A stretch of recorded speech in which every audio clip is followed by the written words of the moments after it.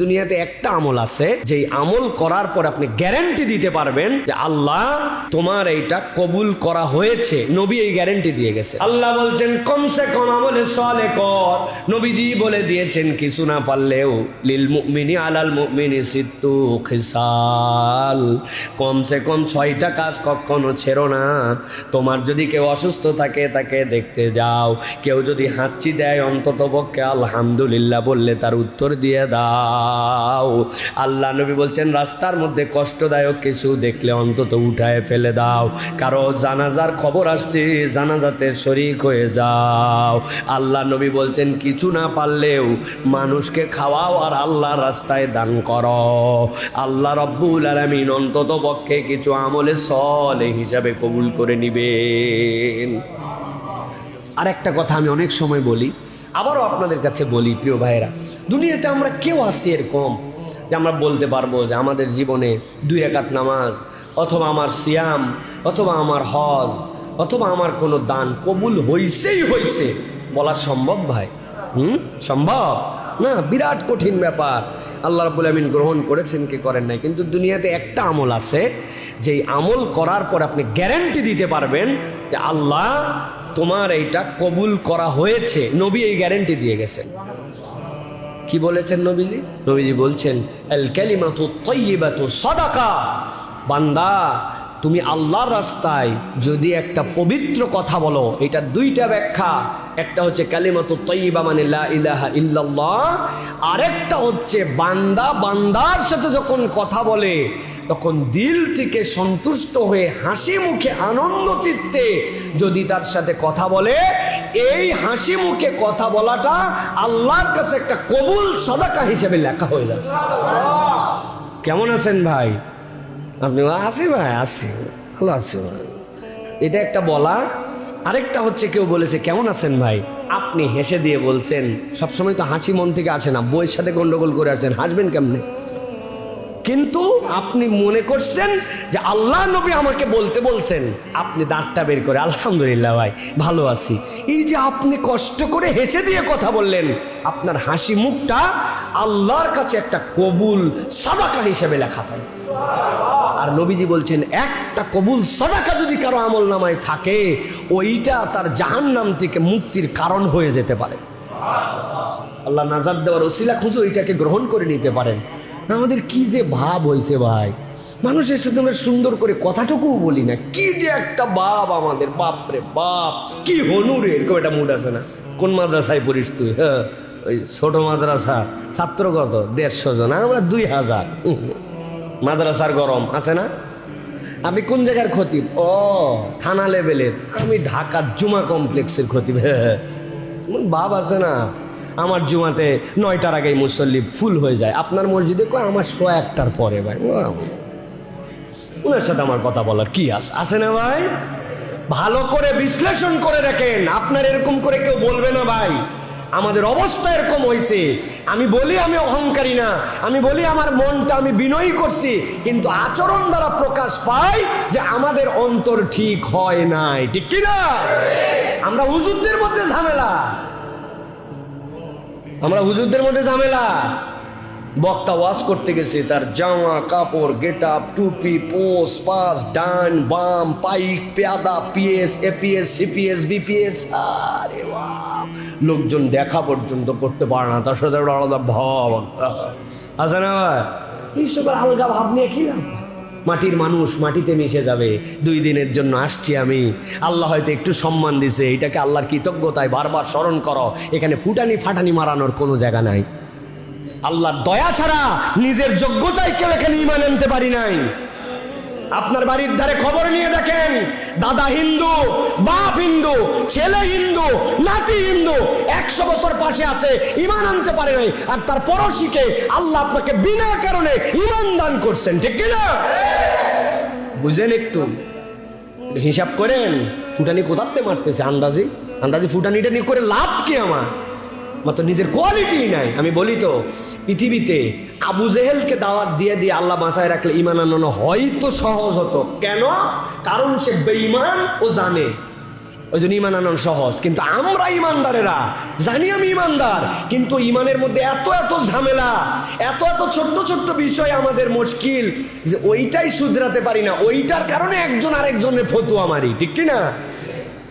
পাঞ্জাবি গোল হবে না ফাড়া হবে, এগুলো অবশ্য এখন কমে গেছে। টুপি কয় করলি হবে না বিনা করলি হবে, উঁচু হবে না নিচু হবে, কত ধরনের, হাত তুলবে না আমিন বলবে না ফাতিহা পড়বে না, কত ক্ষুদ্র ক্ষুদ্র ফুরুই মাসালা, মিলাদ কিয়াম অমুক তমুক, এইগুলা নিয়ে আমরা এখন পর্যন্ত ইসলামের সঠিক রাস্তায় উঠতে পারি নাই। আর এই লোক নাকি আহা আবু জেহেল নিয়ে গান গায়, হায় রে আবু জেহেল তোর কপাল মন্দ,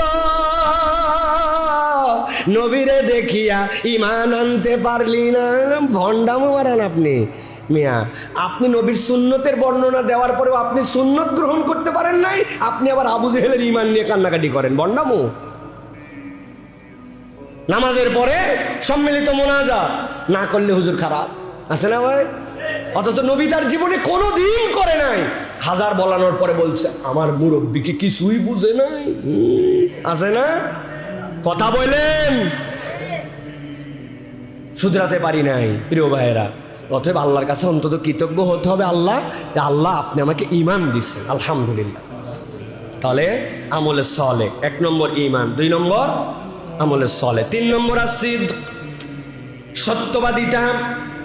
সত্যবাদিতা ছাড়া কোনো বান্দা ফাউজুল মুবিন, বাউজুল কাবীর, ফাউজুল আজিমের মধ্যে আপনি প্রবেশ করতে পারবেন না।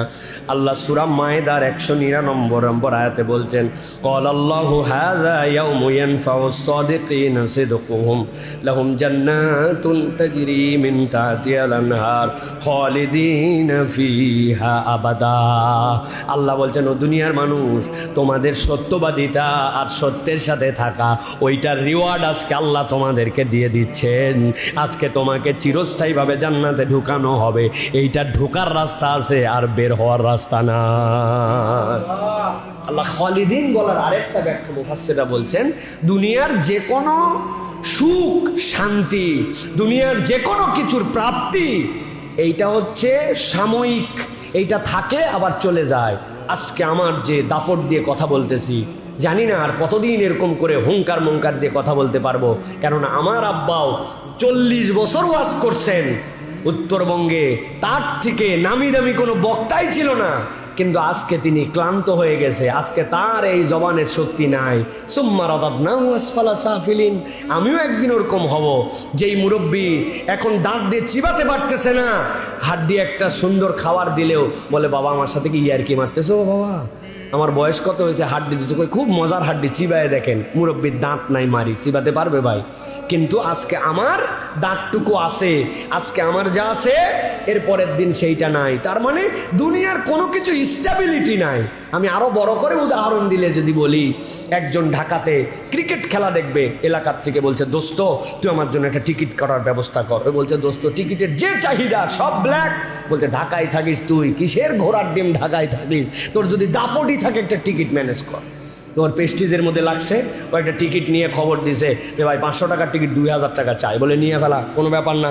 আব্বা যখন বাড়িতে থাকবে না তখন 2 মণ ধান সাইড করলেই টাকা বাড়াই যাবে।